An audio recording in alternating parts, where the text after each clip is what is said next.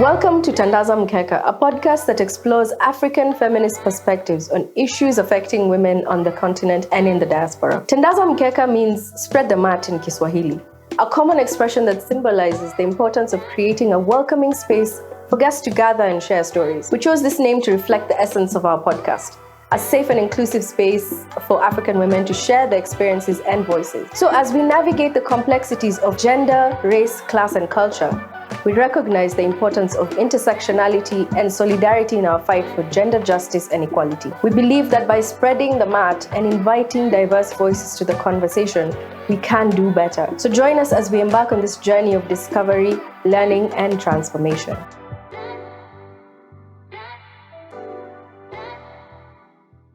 With me, I have two amazing guests, and we're going to be discussing sex work and mothering and what that looks like. I have to my right Caroline Njoroge, who's been an ally of Unmothering the Woman. We've known each other since a couple of years, and she's this amazing person. She'll introduce herself better and tell us what she does. And on this other side, I have Rosa, who is a sex worker, active sex worker and a mother. So I had an introduction. I think I'll read it out so that you can understand what it is that we're trying to discuss and what sex work and mothering looks like before we even start thinking about stigma. And so we want to delve into the intricate challenges faced by mothers who are involved in sex work. And this is a taboo topic that is often steeped in negative connotations. So we want to shine a light on the pervasive social stigmas surrounding sex work, and which can further compound issues for sex workers. But additionally, through our discussion, we want to bring attention to the pressing need for culturally sensitive health and social services that are tailored specifically towards meeting the needs for this marginalized population.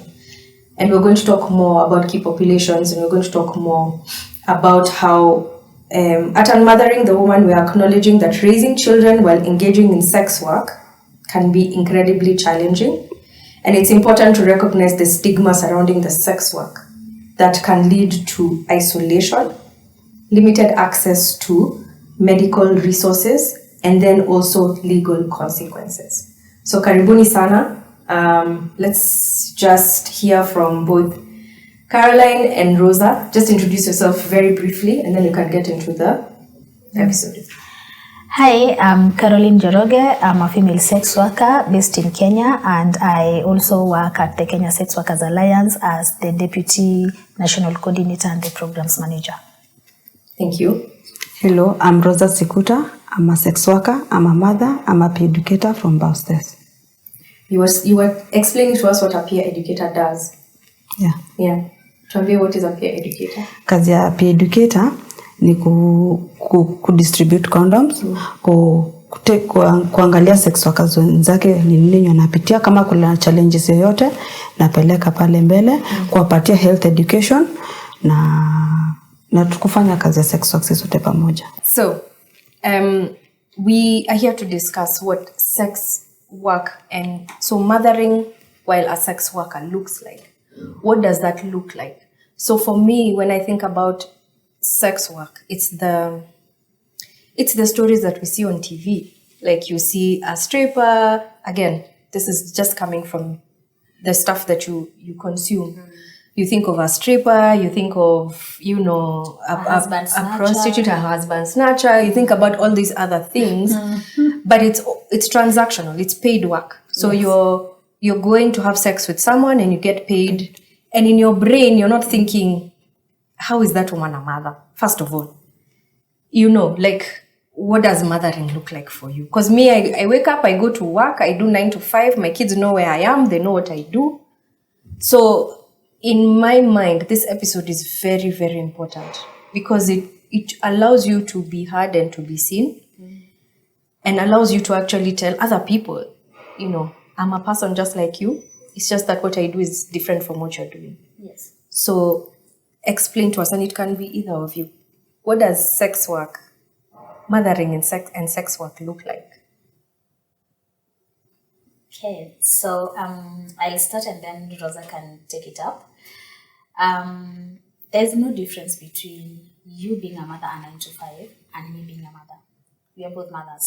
So it's only that we have a societal perception of that from just a long time ago, people know that sex work is immoral. And so when you are as a person who has chosen to do sex for money to earn a living, so people know that you are a bad person. You are a husband snatcher, a pandemic driver, you are the person who infects people with STIs. Anything bad comes from a sex worker. That is how the societies view sex workers. But they do not see the other side of a sex worker. Remember, a coin has two sides. We have the one with a suit, the one with a simba. So they do not see the other side of the coin, of that we are also part of society, that we are also mothers. We do have children, we do have dependents. Even if I don't have my own children, I also have my dependents. Just like anybody, any other person out there who has other responsibilities. So that is how I am as a sex worker. I also have other bills to pay. I also have so many other things that I'm doing like the other person. But now the challenge comes in when we have a unsupportive legal framework that does not support sex workers, because remember, we live in a society that is controlled by the religion, in quotes, that people want to practice holier than thou in everything, because you have one man with you in your house and that is your only husband, so you are very holy. You are different from me who has different men to earn a living. So that is how I would describe that. There is no difference of me as a sex worker and a person, a mama mboga who is selling a kibanda and has kids. My kids will go to school like the mama mboga kibanda. Kids are going to school. The woman who cleans in apartments and me, we are also doing the same things, because when akinunua unga, pia mimi nanunua unga at the same price. At the same price. There's not nothing, sex worker prices. There is no difference.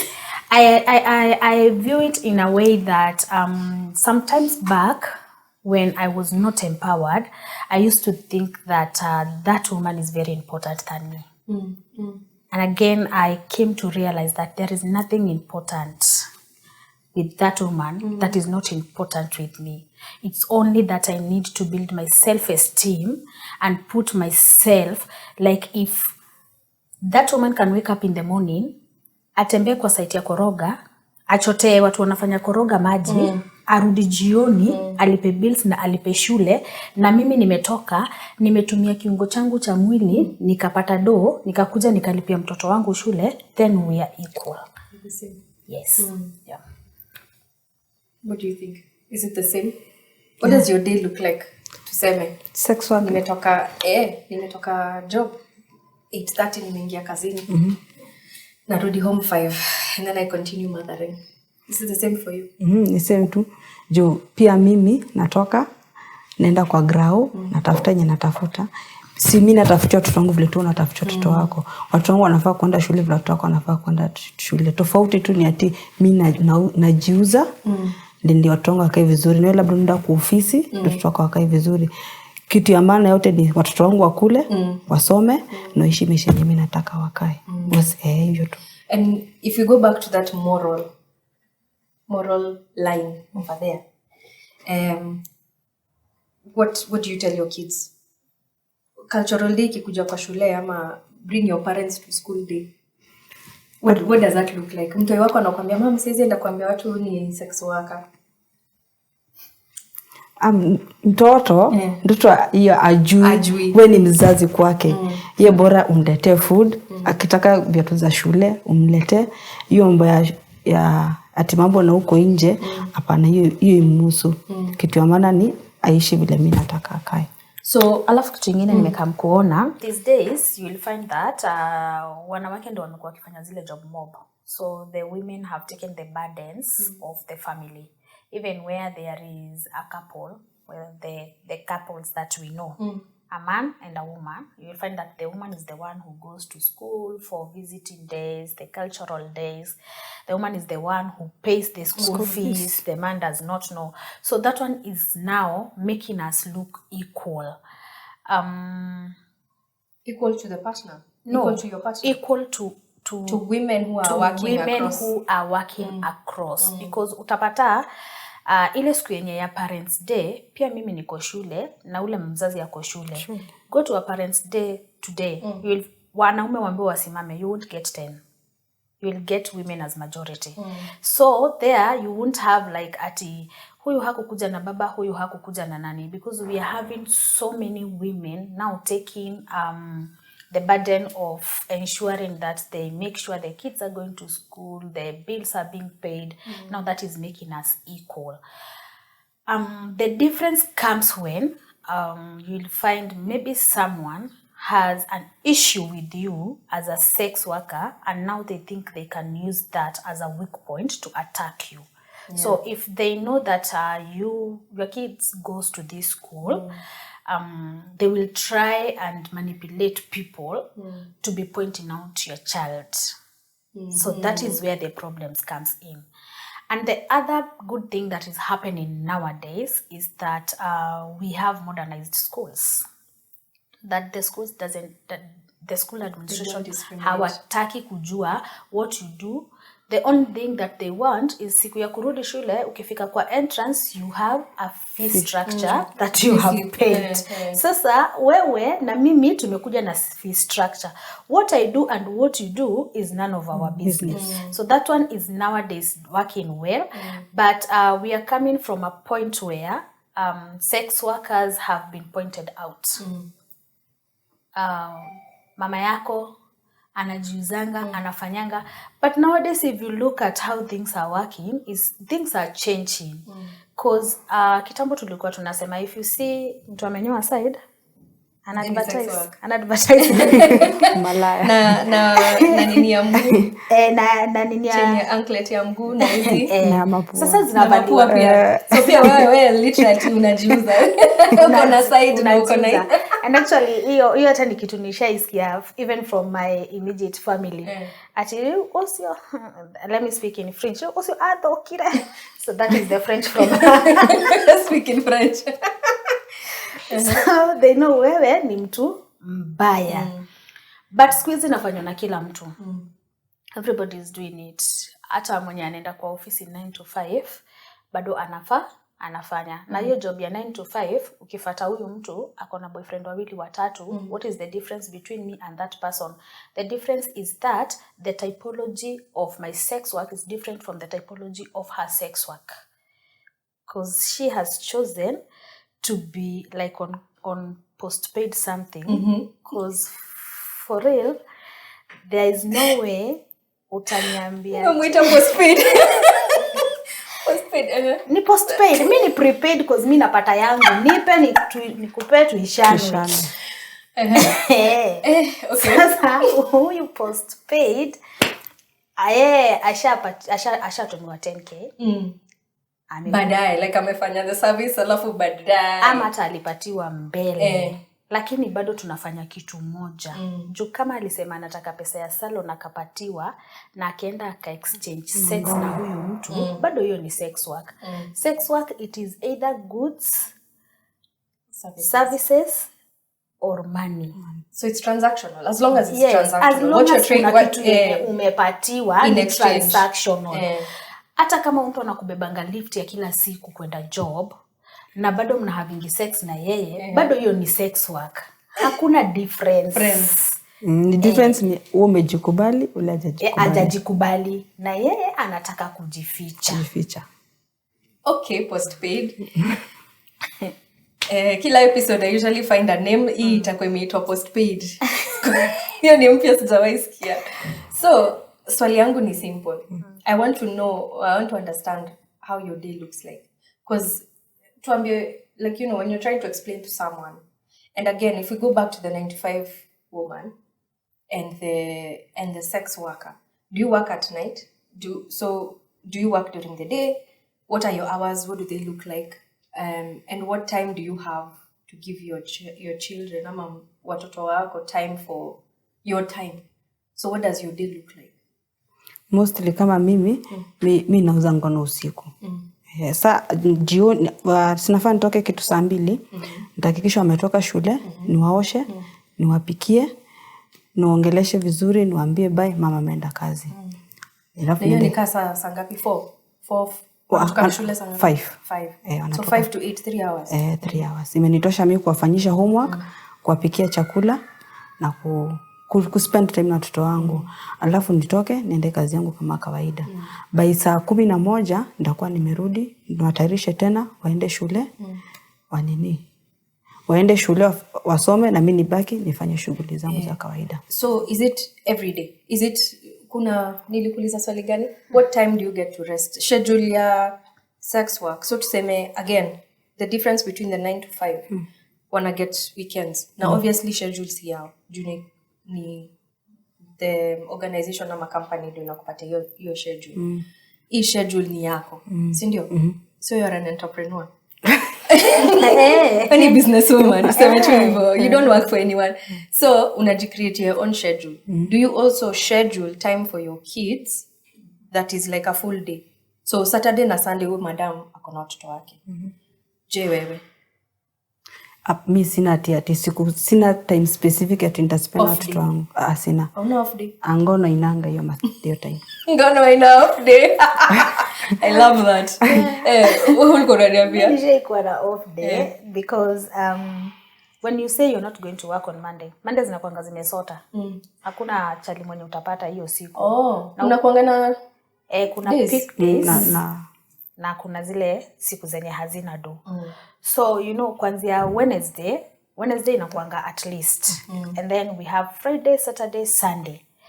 Then we have the Thursday, Monday and Tuesday. So if you choose between the days, Monday inakuanga blank. Hiyo ni ile siku yenye anywhere you go to town everywhere. Even hata kama ni kwa mtaa, clubs zote ni rumba tu peke yake. Hakuna mtu mwenye anakuja kusikiliza rumba. Why do you think that is? Kwa nini Monday? I would expect Sunday juu watu wako home na familia zao or something like that. No. Sunday ni siku ya peak day. Haiwezi kuwa ni kwa sababu uko home na familia yako. Wewe umeenda church. Hazi yako hapo?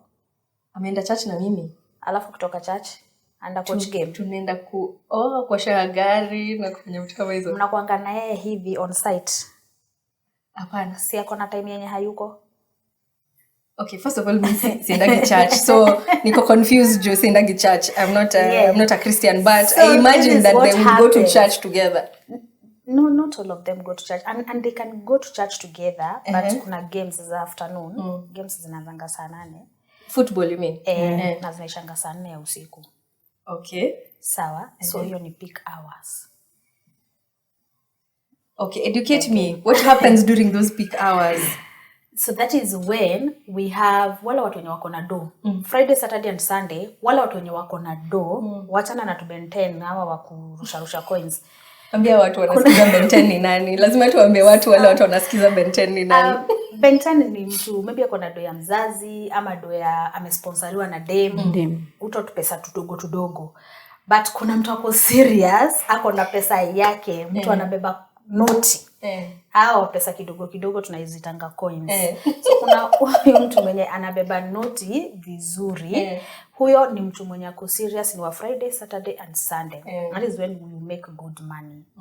And then the other days you can look at useme Monday wale watu wenye wanazunguka huko ni vinyago.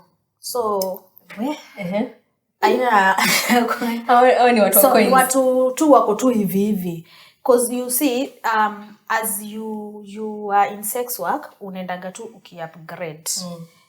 Kuna wakati ukiingia kwa sex work, like when I started doing sex work at the age of 14. At that time, I was very vulnerable. I couldn't negotiate anything. So mine was, I get the money for the room that I was staying because I am born and raised in Nairobi and I was living in a brothel. So I get the money to pay. I get new clothes daily. Life ya tao, it's so demanding. Lazima ubuy nguo kila siku na upate food ya kukula kila siku. Na ndio maintain hiyo standard, lazima uwe na clients wengi. So at that point hauna any choice. You just pick. But as you progress, ile time yenye nilichanuka nikatoka tao. Nikaona hiyo life it's too expensive. Kulipa room ya daily, kumaintain hizo vitu zote, na neza ishi kwa estate mahali nitoke nje ya tao nikomboe nyumba. The first place I lived out of town was in Huruma. Nikuje Huruma nilipe nyumba, niishi hapo nitakuwa nikilipa hiyo nyumba end month. Ukicompare hiyo unaona hiyo ni sasa unaanza kuachana na wale watu wa every time you're taking everybody. Now you start setting standards. The more you have experience, the more you get experienced good people. Watu watakuangalia hivi waone, huyu sana siku hizi hata ameacha kuvaa zile vitu mbaya mbaya, because you see hata watu wenye wako na doa wataki mtu mwenye tu amecha. So hivyo unaendeleanga uki-upgrade. That is the time that you choose. My Mondays are to sleep because I don't want kusumbuana na hawa watu na jasho. I want on weekends watu wenye wanajua kujipaka roll-on na perfume. Okay. So the same question I asked Rosa. What would you do on those summer off days? So you said you have kids. You have 2 kids. Yes, I have 2 kids. I'm a proud mother of 2 teenage girls. My firstborn just joined campus. Do I say? Nimangangana. Yes. Sex workers wanasomesha watu wengi. Atukatai. Atukatai, as we can see. And my second-born child is joined Form 1 this year too. So on the off days, those are the days that you make sure everything is in order. So when the kids are in school, you are doing cleaning, you are doing other things. You can also choose a day that you have your kids at home. That hiyo siku yenye watu wako nyumbani, hiyo ndio siku yenye unataka kukaa na watoto wako. Kuna time tulikuanga tunajifanya ati wale watu wenye wanapelekanga watu out ni watu wenye wako baba na mama. Until tukakuja kurealize kama Naivas wanaweza bouncing castle hapo nje na watu wakuje wa dance hapo na watoto wakuje wa sherehe. Mbona mimi nisipeleke mtoi wangu hapo? Because tulikuanga na hiyo ufala ya kitambo ati mtu akienda mahali lazima muende na kapo. Alafu tena Uber zikakaa kuokolea. Si lazima utembee ukienda place utakuja udropiwe. So unaona standards zikaanza kubalance na kila mtu. So these are the days that you use for your family and other things that you want to do for your personal life. So let's talk about choice. Umesema something very important about choice. So when you think about and I will love you forever, Caro. When we last did our last event on sex and sexuality and sensuality, ulisema something very important. Someone asked a question about sex workers, and at the time I think they were asking about prostitution. And I want you to tell us the difference between sex working and sex workers and the definition between prostitution and sex workers. But I remember you saying something very important, which I had already highlighted, that sex work is a choice. And I feel like people don't understand that sex workers have choice. Ukasimama ukasema, mimi napenda ngono. I will never forget that. Yes, I tell that to everyone. I do. And that's a choice. People imagine that people do sex work because you're poor. Or exploited. Or whatever. And for me, it shifted something in my brain. Because when we talk about consent and we talk about choice, that is choice. Yes. Literally. Yes. So I feel like, please just explain to us where choice comes from your own point of view. So in everything that you do in life, you have first to accept that you're doing it. And I like giving examples. You'll find that we have business women. Leo, kuna mtu atafungua hapa M-Pesa na mwingine atafungua hapa.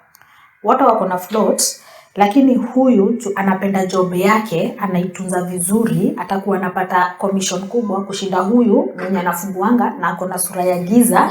Ako tu, hakuna kitu yenye anataka na life yake. Yeye ni wale wa Ulikuwa ndakutoa ngapi? Hakuna.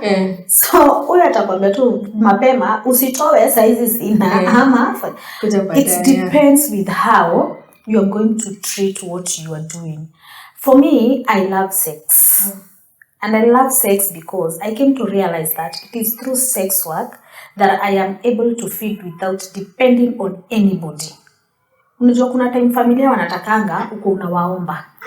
Lakini kama nimekuwa independent through me extending sex for money, why not love sex? So I chose to be a sex worker, and we have so many people who have chosen to be sex workers, not only for money, but just as a profession. That is their career. So for me, I just love sex work. And there's so many other people who do sex work because they love it, not because they are pushed to do it, not because they had no option. I'm a sex worker who also does other businesses, but I cannot leave my sex work because that is the foundation of where I am. The other businesses are born by what I started. So hakuna vile nitaanza ile kitu yenye niliacha, niacha ile kitu yenye nilianza ati kwa sababu nimepata kazi nyingine, because I just love that. I will give you an example of a doctor in Kenyatta Hospital. You will find there is a doctor employed in a government facility, lakini 200 meters away from that government facility, there is a private facility that is a registered facility with all medical equipment and commodities. But in the government facility hakuna. Kwa nini? Huyu mtu anataka akutume wapi? Kwa private facility yake uende ukanunue hapo. Why not have a choice that mimi nimechagua kukuwa sex worker and people respect that. That I have chosen to be a sex worker. I want to be respected as who I am. I want to be treated with dignity, and this is who I am, and this is the human face of a sex worker. Yeah. Same na wewe. Story yako ni the same. Choice. What was your first experience? Umesema 14. Na wewe? 18. So in terms of choice, what was the first, where did that come from? What was the line, what was the thinking in terms of this is what I want to do? I enjoy it, this is what I want to do. At 18. Niliamua kufanya kazi ya sex work, nilikuwa nimeolewa. Hiyo kupigwa niliona sitaweza. Nikapigwa nikaona hapana. Nikaona heri niende nijitafutie na tukae na watoto wangu vizuri. Kuliko utatembea na mtoto wako akwambie mama tutembea haraka dada sikuje kuchape. Unaona? Sasa nikaamua nikienda kitu kwanza nitakuwa na freedom. Nitakuja kwa nyumba zenye nataka, nitafanya chenye nafanya nini nataka. Nikaona mimi nikaamua tu niende huko niuze ngono, nipatiwe pesa, leo nikipata niweke rent, kesho nikipata school fees, nikipata nilio watoto wangu chakula. Yangu ni mimi nilijiamulia. Choice. So, swali lingine ni in terms of obviously sijui kama families zenyu wanajua the kind of work that you're doing. So in terms of the community, wewe umesema tuseme labda bado unaishi Huruma kwa estate. Do the people in the estate place unapeleka watu shule tumeshaongelelea, do they know what you're doing? Now wana appreciate choice yako? Hapana. Sana hata watu wenye wanatusumbua sana, mtu mwenye anasumbua sana huku nje ni pastor. Pastor kuna tabia mbaya sana. Akipita hivi akuone kwa ground ule wewe. Yeye ni pastor lakini akikuona anakuambia pia mimi unipatie ama nende kusema uko mbele wewe ni pastor. Amenuka tabia. Okay. Tell me more about this. Sextortion. Akipita si labda alikuona kwa ground siku ukipita. Anakuita na kuambia pia mimi usiponipatia nitaenda kutangaza huko nje wewe ni sex worker. Wengine ni familia. Wanaona kama pesa ya sex work ni chafu. Haistahili. Wanaona kama wewe ni mtu mchafu.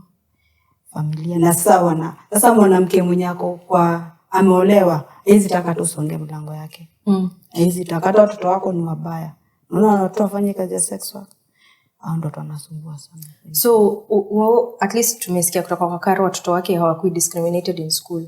But so have you ever experienced? Tumesha experience hiyo stigma like watoi wako nini mmefukuzwa place pale ya kuishi? Watu wanasumbuliwa sasa zile ukipelekea teacher anakuambia mbona usiambie baba ya mtoto akuje alipe school fees na ujui utamtoa wapi. Hata ukimpata hata kusaidia.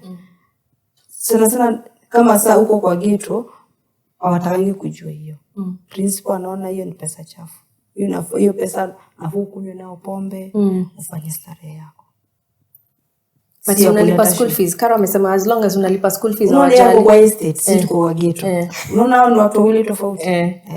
So experience ya sex work kwa ghetto na ni different than what amesema. Very different. Any explain? Unaona kama kwa estate, sasa ni kusaidia huku kwetu. Huku kwetu sex work ni dhambi. Wewe kuko sex work ni dhambi. Ustahili hata unaweza fukuzwa home. Unaona? Mama wako atataka hiyo pesa yako. Hataki mama wa chama muelezeni hivyo nini na nini. So ajui. So hata anajua haizi taka pesa yako. Si ana respect wa mama wa chama kuliko hii pesa yako. Anataka hiyo nini, anajua mtoto wake anafaa kuwa mzuri, anafaa kuwa kwa chacha kiimba. Sasa kwa ghetto kukose kuuza tu ngono ni shida. Lakini pesa ya ghetto kidogo. As opposed to that. Na nilikuwa nataka kuuliza Karo na wewe swali lingine. Since umesema at least yeye alikuwa na off day, wewe hauna. Uko na mtu wa kuachia watu hizo leo just in case umekuja late ama kitu yote ama wewe ndio una take care of everything? Mimi sina. Kama ikitoka jioni nawekea maji, nawekea food, nawekea matunda, naweka katuni hii kisha ingine inaanza, hii kisha ingine inaanza mpaka senyo atalala. Hivi imeisha. Penye atalala nitakuja asubuhi kuchukua. Wako just sorry kuuliza but wako how old watoto wako? Mmoja ako 5 years, mwingine ako 2 years. So wanabakia tu peke yao? Kwa nyumba. Life ya ghetto inakuanga hivyo. Na hizi fungulia mtu mlango. Hata ugonge. Hawezi. Tena jua signal ya mama yake ya kukamu. So hakuna mtu mwingine mwenye atafunguliwa hiyo mlango. Na wewe kwa estate ulikuwa na watoto wako nani? So mimi naweza sema place naishi niko na privilege kwa sababu huko ni kwenye sasa kila mtu ako na life yake. Kule kila mtu anakuwa na life yake, hataki kujua huyu mwingine anafanyanga nini. So that is the privilege that I have. Alafu moving from now I know the benefits of my work. So nikaacha kujiburden. Ati mimi ndo nitakuja nifue, mimi ndo nitakuja nipike, mimi ndo nitakuja kufanya nini na nini na nini. Kuna watu wanatafuta job huku nje. Hata utakutana tu na mdem because me I have an experience of starting sex work in a very young age. So nikionanga mdem anaanza sex work akiwa mdogo, it is my obligation to make sure huyu mtoi nimemguide. Kwanza ni mtoto.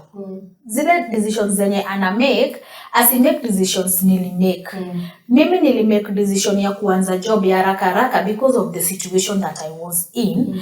And this is the only job that I could have started without capital. Hii job I need uoge ama nini. Kurudi tu soko, kuingia tu soko tu. Unidi kuoga. Ukiingia marikiti utapata zile vitu chafu ndo zinanunuliwa hata kuliko zile vitu safi. Hizo vitu safi ni expensive kuliko zile vitu chafu. Au pale pa kufagia kwa nguo mtumba ukihanga unalipa pesa mingi. Ile ikihangiwa inakuanga pesa nyingi. Mtu akina kuokota ni cheap. So inakuanga hivyo hata kwa maisha ya kuuza ngono. Kwa ukahaba ukianza hivi unakuanga everywhere. But now there is that time that I chose that I need someone to look at my kids. And thanks to Angela amenilelea watoto. So I found a girl, nilikutana na yeye Dandora phase 4 na nikaanza kuishi na yeye aniangaliliange watoto.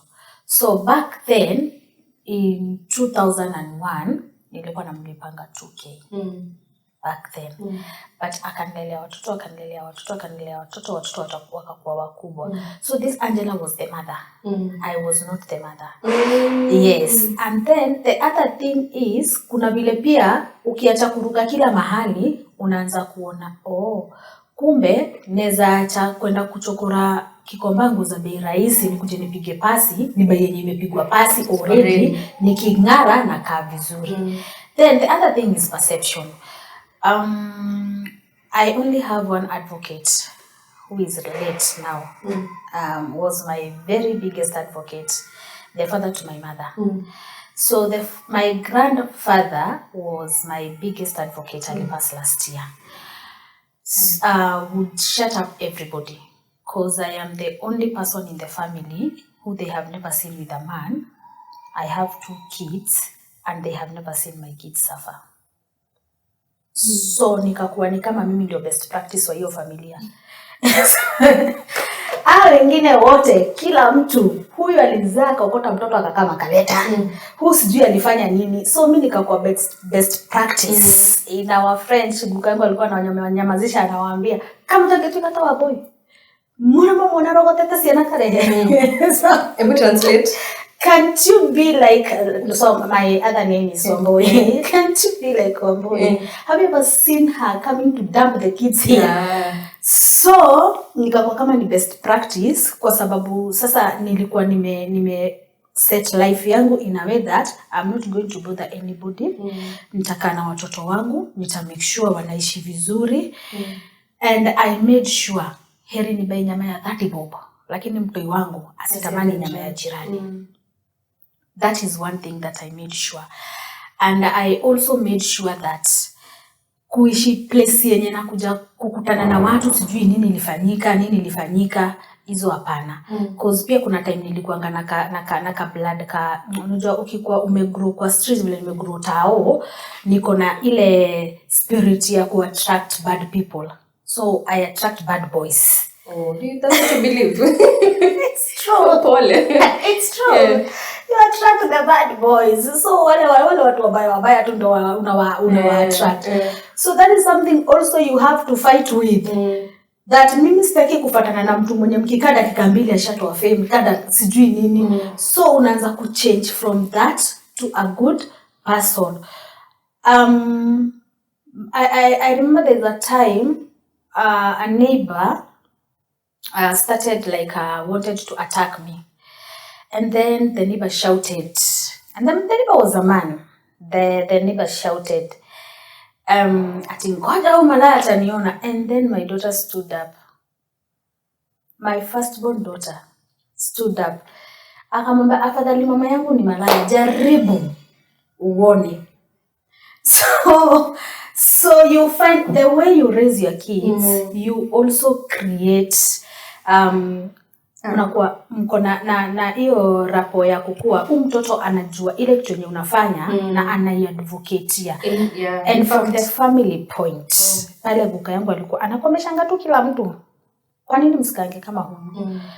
Hamjai muona na chali, hamjai muona na nini. Hata mtu alikuwa akisema, "Hai, sijui amefanya nini?" Unasikia, afadhali huyo kuliko wewe. So the way you carry yourself is how people are going to perceive you. So in fact hata nilikuwa nataka come back to that point when you said huyo Angela ndo alikuwa kama mama yao. So what kind of relationship were you? Is it better now? Was it worse then? Na watoto wako? Like umeisema ni kama Angela was doing more work. And does she know that you do sex work? Yes, even your kids know. She knew from a long time ago, because now and like now that I'm doubling sex work and having to do another something else. When I was an active sex worker then, I used to sit in the 24 hours economy, because kuna time pia vile nilikwambia kuna peak days, kuna peak hours. Kuna times kuna kuanga na peak hours, za morning hours za asubuhi. Hatuchomei watu wenye wako kwa nyumba waanze kujiuliza kwa nini unatokaga kwa nyumba mapema. So there are those hours that are very peak. So I would leave in the morning, come back in the evening, ndio at least tukue equal na mwenye alienda kwa kazi yake asubuhi na mimi niko, and then I will do at night. So double shift. So what Angela was doing, hizi vitu za kubeba watoto, like my second born huyu mwenye ameingia form 1 hajaienda shule peke yake. Ever since akiwa baby class mpaka saa hizi hajawahi enda shule peke yake. So hizi vitu za kubeba watoto nini, so they were looking at me like mimi ndio baba wa hii nyumba. Mama ameenda kazi, amerudi, anaenda kazi, ndio provider na huyu mwingine ndio kila kitu kingine. Na yeye mwingine ni wa kufanya kazi zote, kuosha, kukula, kufanya nini hivyo. That's so interesting. Na so now Angela anaenda home. Like ukifanya 24 hours for weeks. Akona time yake off. Yes. Angela kona time yake ya off.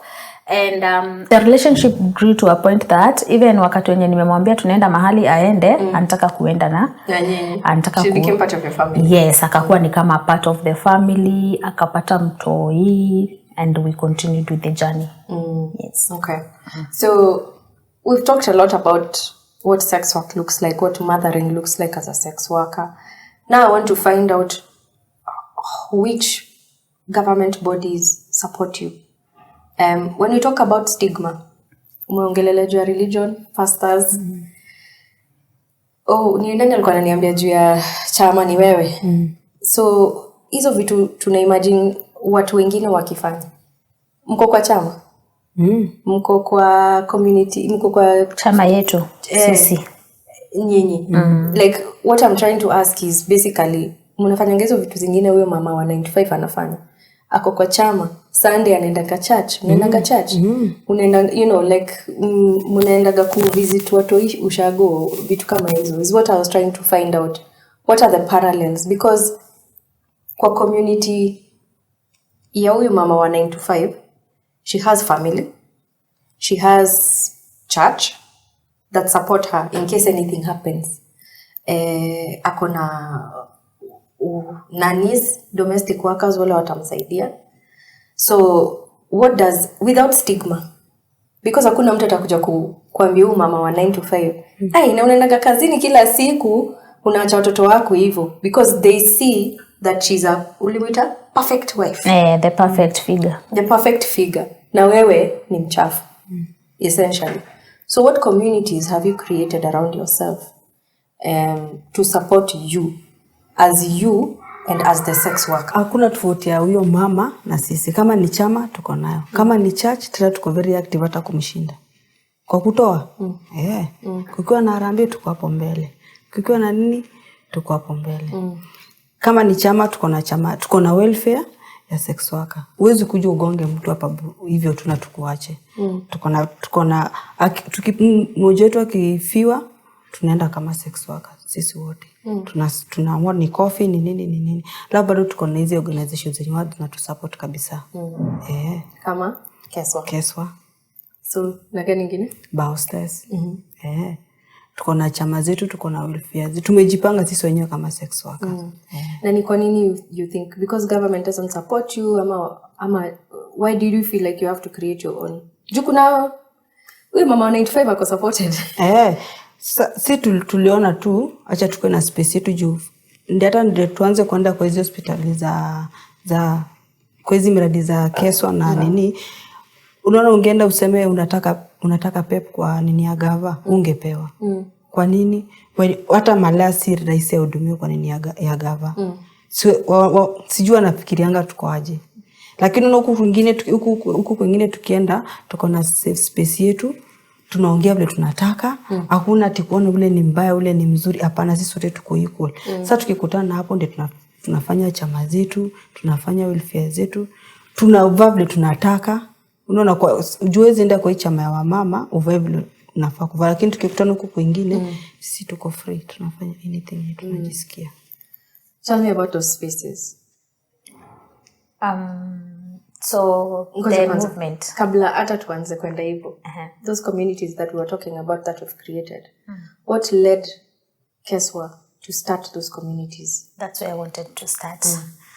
So formation ya Keswa ilianzishwa na individual sex workers at a time when sex workers were being murdered. Nobody was speaking about it. There was a lot of violence. The male gender had portrayed a lot of masculinity. They can do what they want. Sex workers could be thrown out of where they live and nobody talks about it. And so the individual activists came together and thought that there was need to ensure that we have a movement of sex workers that will be speaking with, for, and by the sex workers. So that is how the movement was formed. Before the movement came into existence, yes, there were organizations. The organizations were working to offer medical services. They were only doing biomedical interventions. But again, a sex worker is a person who needs different interventions to ensure that she's protected. So Keswa came in to act in a place of structural interventions, the human rights approach. Because hata kama kulikuwa na services zinapeanwa na government ilikuwa imeshatoa hizi matibabu zinafaa kupatiano kwa kila mtu, bado kuna ile kutengwa. Ukienda leo umetibiwa uko na STI, kesho umekuja na STI, kesho kuto unaenda kwa facility tumekaa chini, daktari anatoka ameshika karatasi, wala anakuwa na kisonono pande hii, itani, mkatibiwe. Now, those vulgar languages, the medical facilities practitioners walikuwa wanatumia, that is how Keswa came in to ensure that hizi vitu zote tunaweza ziweka in place. So the individual sex workers were part of a mainstream organization that was offering medical services to sex workers, and there was an international conference for sex workers. There was one that was organized, but the sex workers could not travel because of the visa issues. So the 3 individual sex workers who traveled to Durban, from the conference, there was need to form an African Sex Workers Alliance. So the African Sex Workers Alliance was to ensure that each African country, because the legislations in Africa zinafanana ni pacha, each African country will have a movement that will be speaking for the sex workers in the country. So that is how Keswa was formed back in 2010.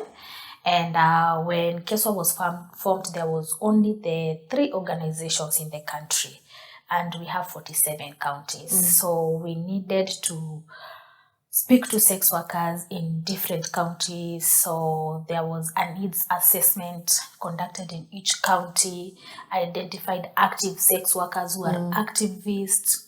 Kukua activist ni kuongea tu. Kama tu unaweza ongea. Kama tu unaweza gwarakaraa kwa uso na uambie kuna kitu unaweza do, uko tu sawa. Umeko included hapo ndani. Uko tu sawa. Kama unaweza ambia bouncer yeye analipo mshahara na ni wewe unafanya alipo kwa sababu mwanaume anaingia hapo juu yako. Uko tu sawa, wewe ni activist. So even ndio Keswa ili come to being, and then ikakuwa lazima tukuwe na member organization kwa kila county, kwa sababu Keswa ikikuwa ni umbrella body, haikuna vile itaongelelea kila county. Needs za kila county ni tofauti. Pia the culture and religion in each county is practiced differently. You'll find like when you go to Siaya ama Homa Bay, watu wa SDA ni wengi, it's like 80%. Ukikuja Mombasa kuna religions zote. Ukienda Kisumu pia kuna mchanganyiko. Ukienda Wajir utapata religion ya huko ni moja. Na ni ile yenye ni kali kwa zinaitwa itikadi. Hizo cultures zao. So there was that need to ensure that we have all these organizations in each county. So we started off with identifying the sex workers, individuals in different countries who are able to articulate the issues of other sex workers in the county. So kazi yako wewe kama kiongozi, we are giving you the task of ensuring that kama kutakuwa na mkutano yeyote ya county, that time we used to call them TOA. And these baraza meetings, you go there, you listen, and if they mention there is something that is going to be done to the youth or women, you raise the issues of the sex workers and the gap that you feel. That is why you are not benefiting from what the county government is offering. Yes. With the needs assessment, we identified the sex workers. There was formation of the sex workers led groups. That group the leader must be a sex worker. The members must be a sex worker. So si mtu asitoke tu kwa nyumba yake kwa sababu yeye anaongea kushinda huyu akuje. Hata wachana na postpaid, tuko na wengine on contract wako na tabia mbaya. Ule wa contract kwanza ndio mbaya, ndiye atakuja ajifanye mimi nilifika form 4. Mimi sijui nilifanya nini. Alafu anataka kuwapangia life yenu. So led by the sex workers and everybody to be in there. So the other thing we looked at was that kulikuwa na hizi violences nyingi sana, Gender-based violence. na hakukuwa na policy yenye inaongelelea about sex workers. Na Ministry of Health kila wakati inafaa kuset kila kitu as per the constitution. Kila mtu ako na haki ya kupata matibabu yanayostahili. Kila Mkenya ako na haki ya kusaidiwa kisheria. Irregardless umeua, umefanya nini, lazima upatiwe legal redress. So through the Ministry of Health, NASCOP, there was the National AIDS and STIs Control Project, formed a key populations program. And through this key population program is where the sex workers had a space to come and say that we are having a challenge in the HIV prevalence. How do we come in when there is statistics? When the prevalence is being included, we want a prevalence for the sex workers to be mentioned separately. Mwache kutulumps mahali pamoja wote, ndio kila mtu anaona sex workers ndio wanaambukizana magonjwa, sex workers ndio wanafanya nini. Let us have our own, ndio tukuwe na distinction between hizi vitu zote. And then the first HIV revolutionary roadmap mentioned sex workers. And before the first HIV revolution roadmap, there were other projects that had come. There was the closing the tap, because so many things were happening. So the project was called Closing the Tap. It mentions the key population, which includes the sex workers. And then we came to the marginalized population maps. It's also mentioned the key population. And now we came to the key populations itself. In terms of policy, the work of KESWA is to ensure that we advocate and promote policies that protect The sex worker. the sex workers.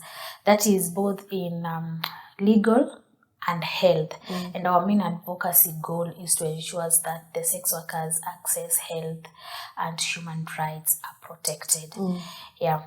Apart from the policies, we also do a lot of capacity building, because tunajua hata society inasemaga ati sex workers ni watu wenye hawajasoma.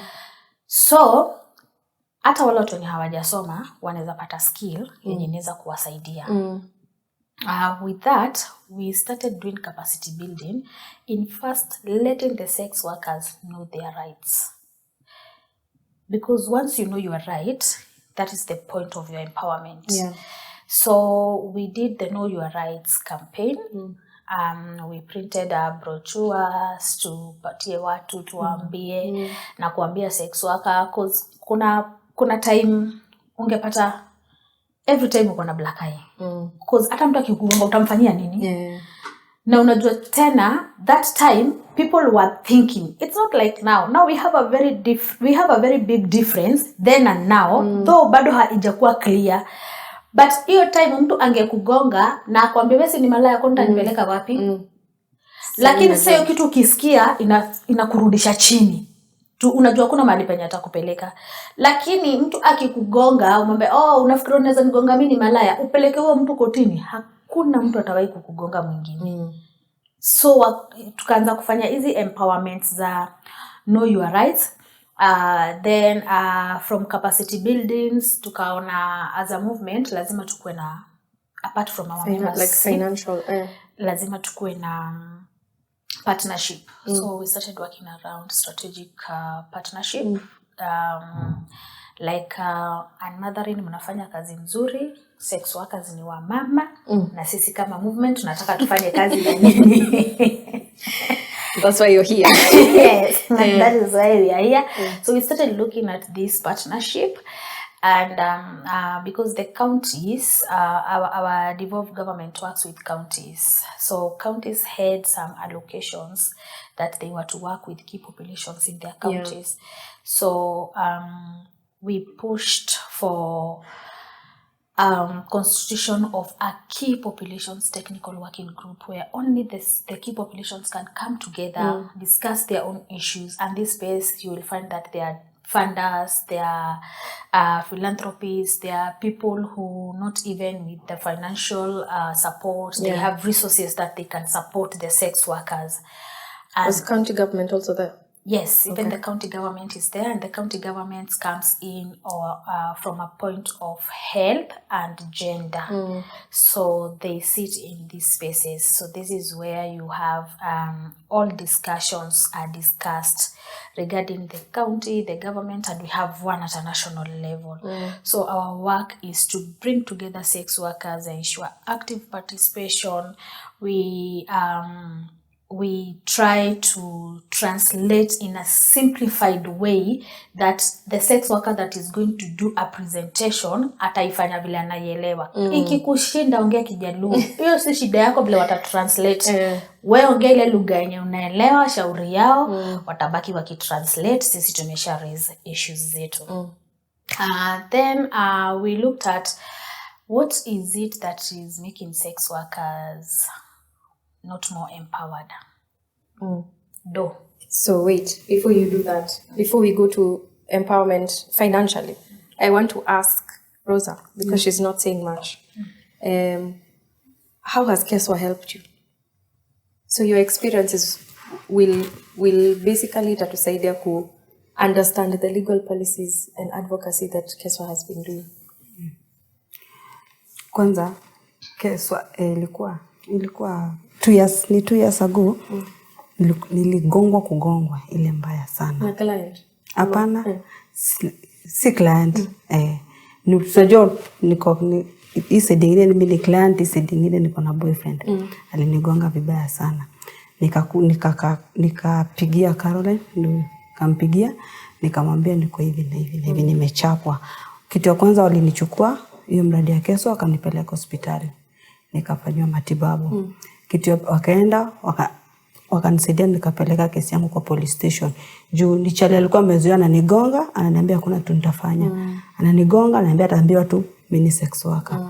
But Caroline alikuja akanisaidia nikapata matibabu kitu ya kwanza. Kitu ya pili akaniempower kama mwanamke. Nijue hakuna kitu yenye uwezi sitafanyiwa. Ukinichapa niko na right ya kwenda kwa polisi. Na akanisaidia mpaka hapa penye nimefika sasa. Nikaamua sasa nikachagua kufanya sex work kabisa cha ile asiri ya kujificha. And in terms of your capacity building, tulikuwa tunaongea about it earlier. Nikakuuliza story ya financially unasaidika aje? Financially si mimi pia educator wao. So nafanya kazi, naenda naongelesha sex workers wengine, mwisho wa mwezi napata stipend. Educating in being a peer educator.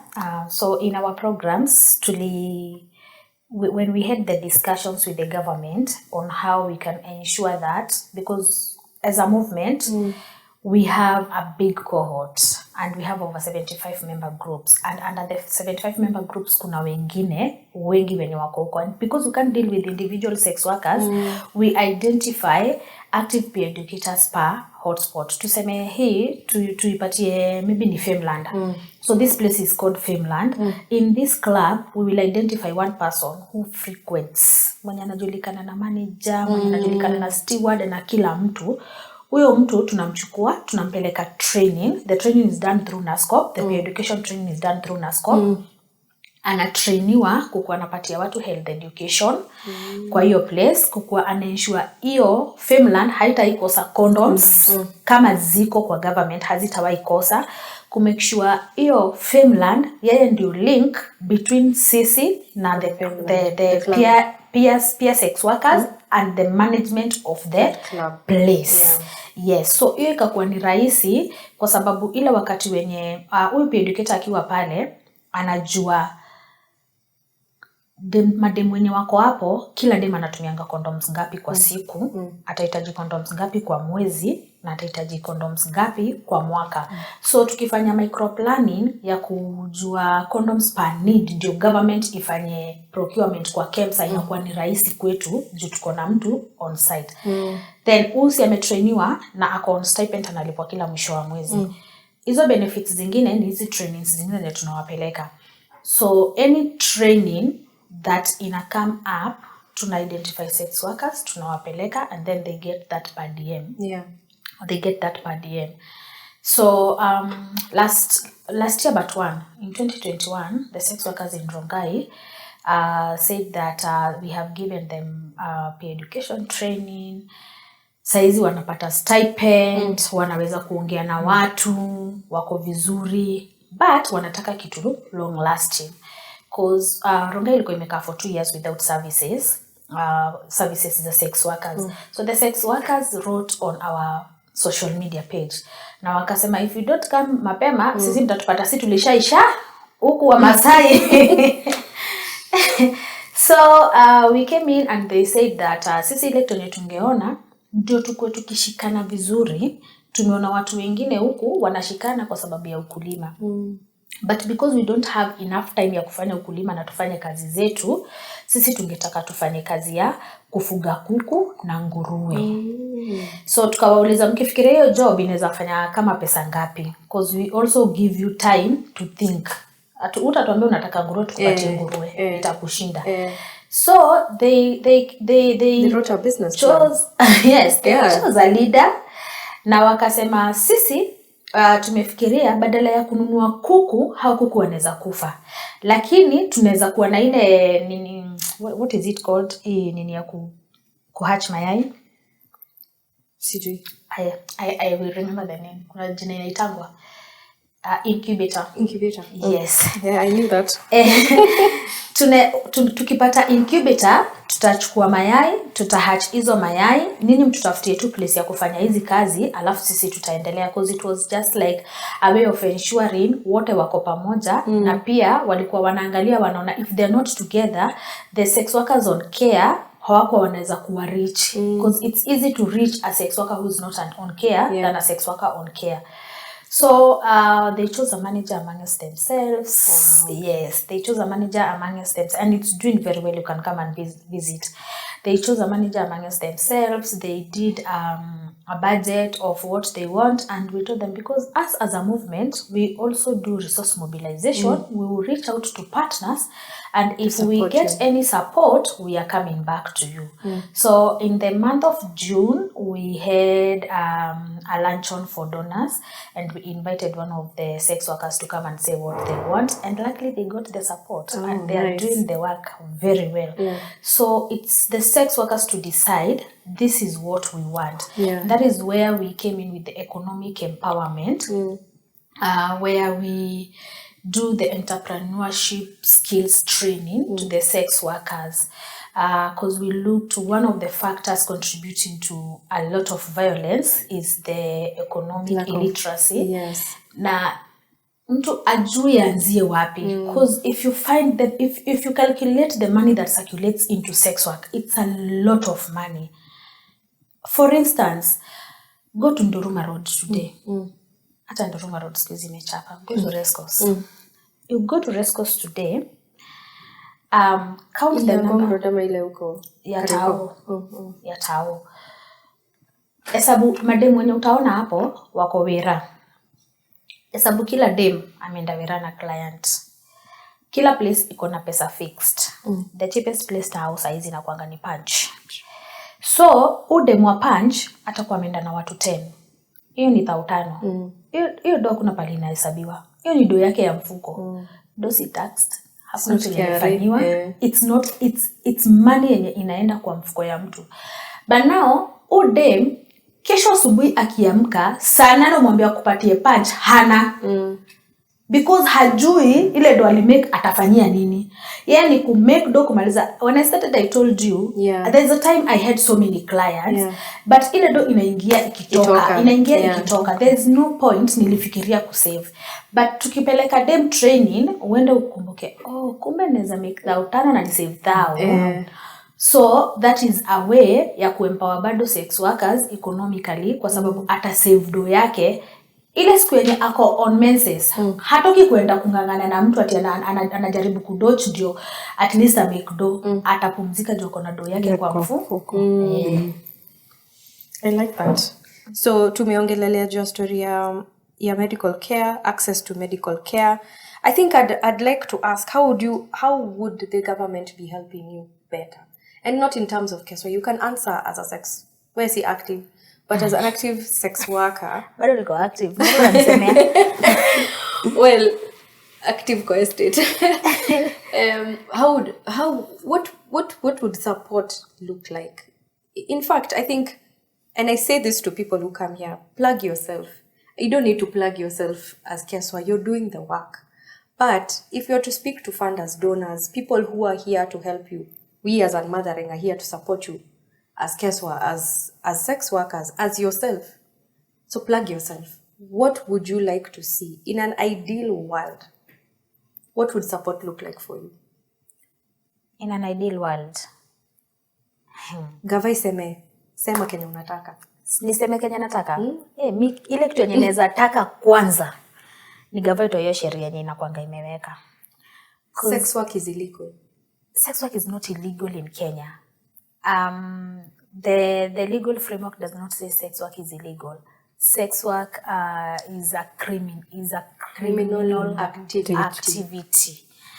So ndio wayeke criminal activity sijui walikuwa wamekaa wakafikiriaje because the many times tumekuwa na mikutano na hawa legislators wenye wanatengenezanga hizi sheria, kila mtu anakujanga anasema unajua hiyo sheria ilikuwa imewekwa na ule mwenye alikuwa amecolonize Kenya kwa sababu walikuwa wanataka sijui mabibi wa nani wasilale na nani ndio ati wa Afrika wasilale na wasichana wao, so that is why that ilikuwa imewekwa.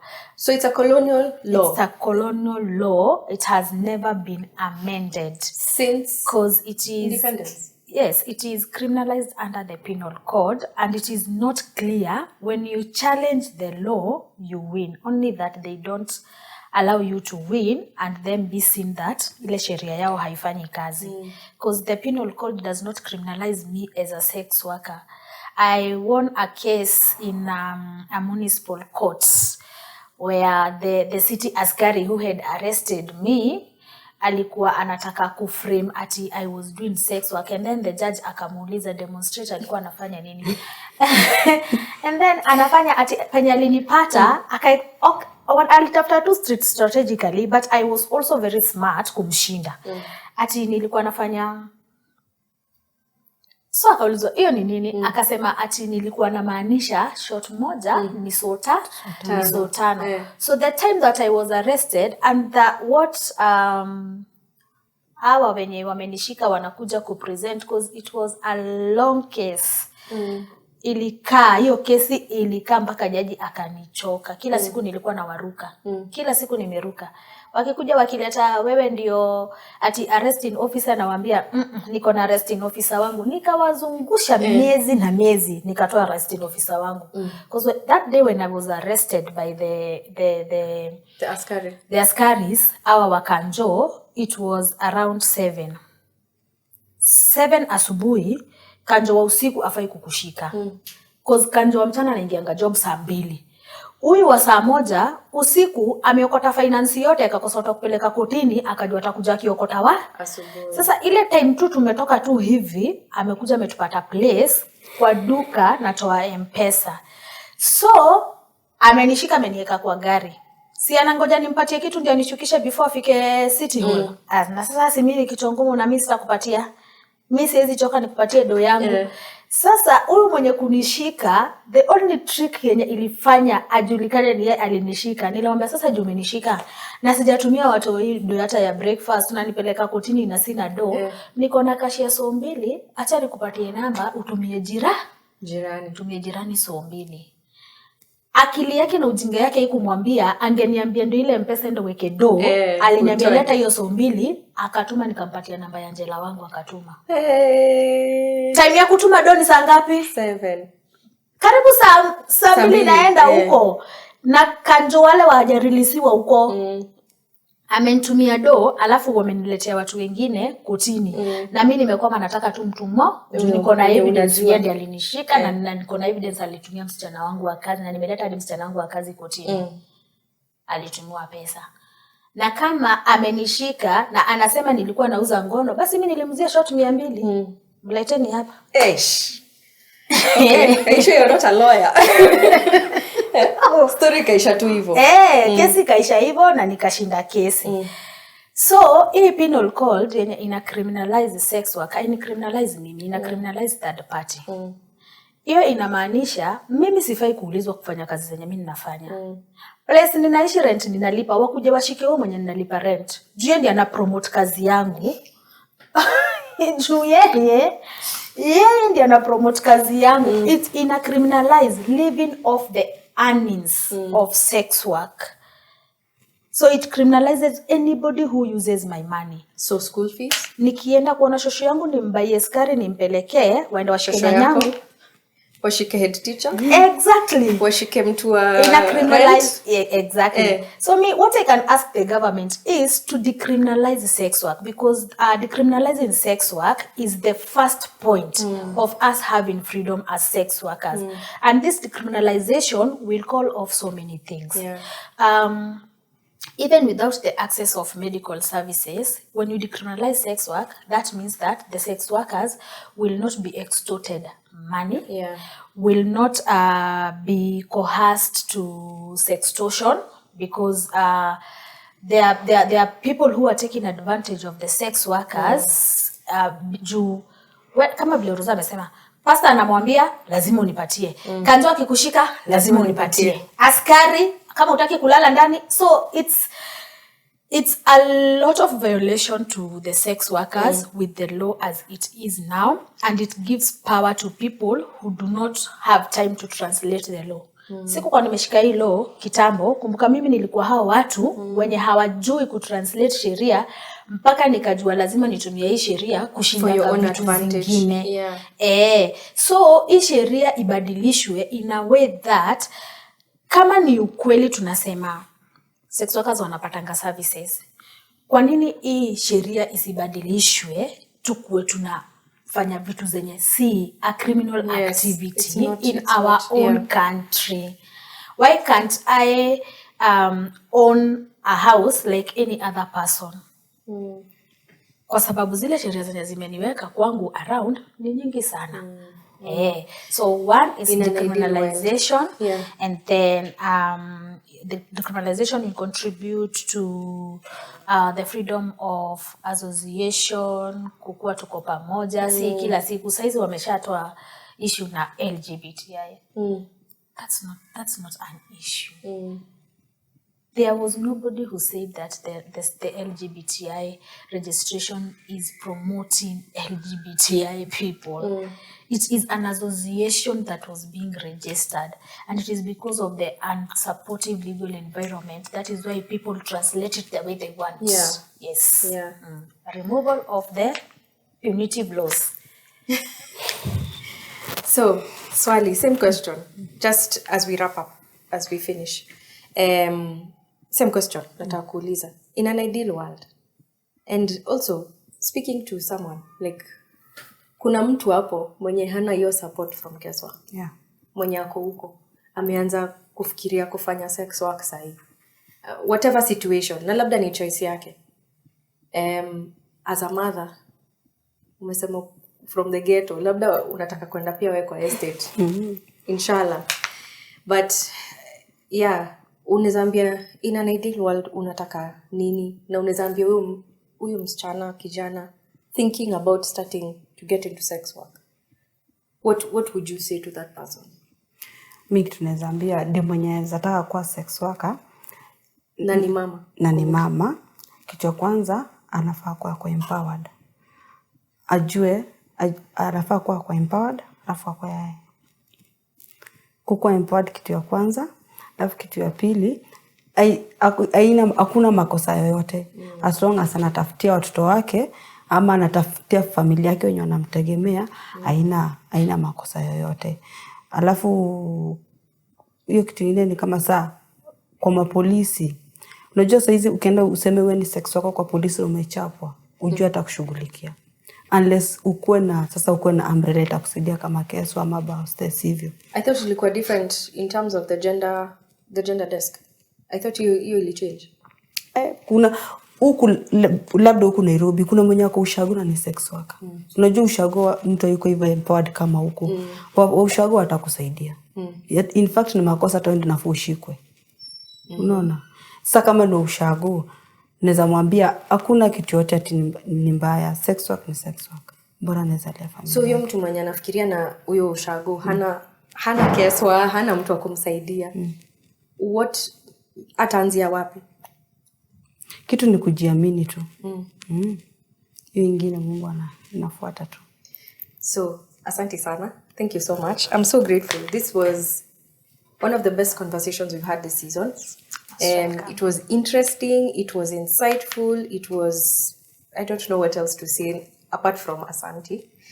The last thing I'd like to say is, as we're closing up and we're wrapping up, can you be reached? Mtu anaweza kama anataka kujua more about Keswa, anataka kujua more about Kara, anataka kujua more about how they can be supported. Can they reach out to both of you? Yes. Utatupatia If you want description down below. If you want to know more about Keswa, Keswa is in all the social media handles as Keswa Kenya. Keswa Underscore. Kenya. Dash ama underscore. Dash, not underscore. Keswa Kenya on Facebook, Instagram, and YouTube. And then we have a Twitter account at KE_SWA is the Twitter handle for Keswa. Mine majina zangu kama kawaida, niliamua siwezi badilisha. Caroline Njoroge, you reach me on all of the social medias. Yes. Okay. Sawa. Na Rosa? Mimi niko Instagram peke yake. Siko Facebook. Siko kwingine naitwa tu Rosa 4. Rosa 4. Yeah. Okay, sawa. So reach out to both of these ladies and we can give you more resources on our website. Just so that we can keep this conversation updated. So thank you very much. See you in the next episode. If you're hearing this message, you've listened to the entire episode, and for that, we want to thank you from the bottom of our hearts. We hope you enjoyed it, and if you did, please share this episode with others who might be interested in this topic. Also, feel free to let us know what topics you'd like to see covered in future episodes. Your feedback is incredibly important to us and helps us constantly improve our content. Find us on all our socials at Unmothering the Woman. And don't forget to subscribe to our podcast on your favorite platform so you never miss an episode. Remember, a woman's place is at the decision-making table, and we're here to help you get there. So thanks for listening.